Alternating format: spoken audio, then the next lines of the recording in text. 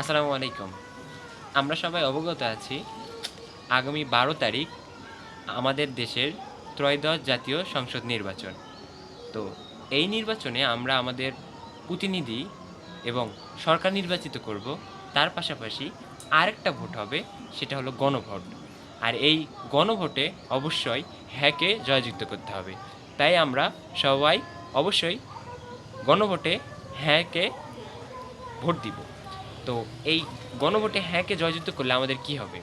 আমাদের দেশের যে পরিবর্তনগুলো দরকার এবং মৌলিক সংস্কার দরকার, যে সংস্কারের জন্য আমরা দীর্ঘদিন আন্দোলন এবং বিভিন্ন সম্মেলন করতেছি, সেই পরিবর্তনের জন্য অবশ্যই গণভোটে হাঁকে জয়যুক্ত করতে হবে এবং জুলাই যে ঘটনাটা ঘটে গেল, এটাকে একটা আইনি ভিত্তি প্রতিষ্ঠা করার জন্য অবশ্যই গণভোটে হাঁকে জয়যুক্ত করতে হবে এবং এই দেশের প্রত্যেকটা নাগরিক চাই পরিবর্তন।